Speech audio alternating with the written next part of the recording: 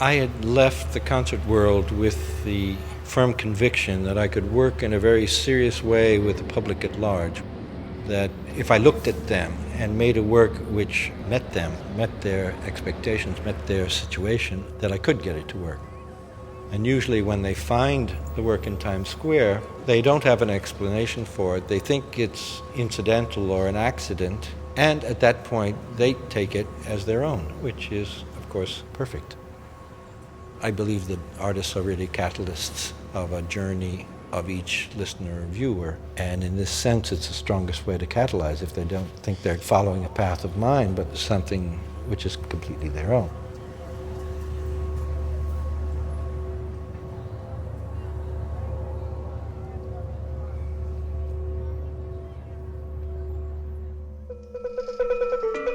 Max Neuhaus was a sound artist and kind of one of the first artists to use sound itself as a sculptural material. He started his career as a percussionist, and through that experience ultimately came to reject the format of the concert and turn his attention instead to the experience of sound in ways that were less narrative, less structured by a composition, and more about attuning you to your environment. So some of Neuhaus's first works explore found sound. He started a series called Listen in 1966, where he would invite people to come on an oral tour of the city with him. He would stamp their hand with a little stamp that said listen. Then they would walk silently as he kind of guided them through different deindustrializing neighborhoods of the city. And they would kind of listen to whatever they heard. From that early work, he started thinking about place itself and introducing sound into places to kind of shift your perception of them.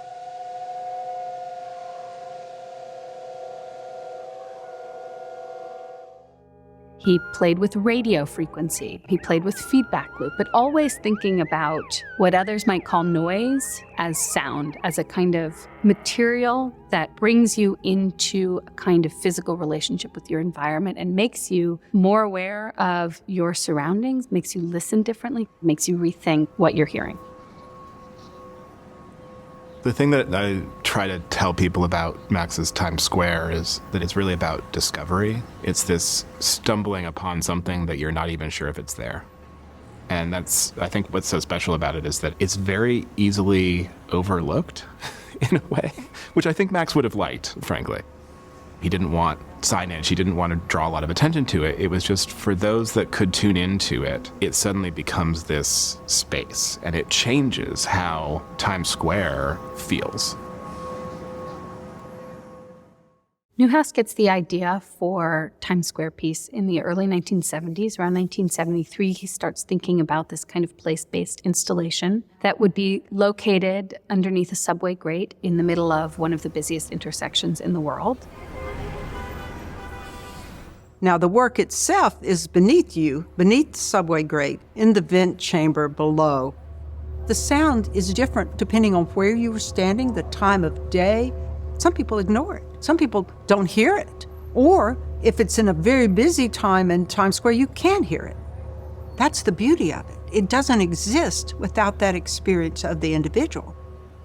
It is a work that is infused into its environment. As a result, it runs continuously 24 hours a day. It is a steady tone. It's just a single wave, but it does have a sort of undulating quality. It has to do with your body, basically, and how you're experiencing it. It's the way he worked with creating sound environments that you discover. And if you happen to be in this spot at this time, you'll become part of that. Nobody else is listening to it at the moment, but it's here. Times Square, at the time Max installed the piece and really designed the piece, was a very gritty place. And of course there was the neon and there were the lights of Broadway. But that in itself created the atmosphere in which Max wanted to place this piece. Now, there was a struggle for several years to get the MTA on board. It's no small thing to put an item into event structure in the MTA. Takes him a few years to negotiate the bureaucracies of New York City, and ultimately the work is installed in 1977. Once installed, it's pretty hard to maintain. It's kind of exposed to the elements. It's hard to access. Neuhaus struggles over the years to keep it sounding right, so to speak. In 1992, Max was moving to Italy. So what he did is to turn the piece off. He didn't want the work there without a caretaker, without knowing the sound would be authentic as he intended it. In early 2000, I'm getting calls from Max Neuhaus. I'm getting calls from Christine Burgin, the gallerist, who has shown Max's work with the desire to reactivate the piece. Of course, the key is the MTA. We are the property owners. Arts and Design is a public arts entity. So of course we want to help in any way we can, but it's more than just access in the place. The equipment had to be updated. As well, there had to be a structural cage to protect the equipment and the work. So this happened. The Times Square bid funded it, and the piece was reactivated in 2002. Now, there had been a system by which the piece would ring or notify if something happened and it needed to be maintained. From '87, they're talking about how long will this piece last, and people are saying 50 years and Max saying 50 decades. And so how is this going to happen? Well, Christine reaches out to Lynn Cook at DIA and offers that DIA take this work into the collection of DIA and become the caretaker, of course in partnership with Arts and Design. Technically, Times Square has gone through a number of different phases in its existence. When it first was installed in 1977, it was a synthesizer, like creating sound in the moment. Over the years, that's evolved. Now there is a playback system, so it's a sound file, played back through a incredibly huge loudspeaker into this chamber under the grates below 46th Street. And part of what is so interesting about it from a technical and sort of experiential standpoint is that it's not just the sound file, it's not just the sound, it's also how it resonates into that chamber and what the acoustic realities of that chamber do to the sound as it comes up. So you listen to the sound file and it has all those elements of the sort of toll of the bell, that continuous sound, but then when you actually hear it played back into this chamber, it just resonates in this whole new way and fills the space. I think the trickiest thing about Times Square is the fact that it has to be a continuous sound and that you can't have change to it, you can't hear a loop. That's what actually really makes it very difficult to figure out and negotiate the playback of. I mean, the piece is the same, and we try to preserve the piece, and the best that we can, keep it the way it was. But even as of 10 or 15 years ago, it's already quite different.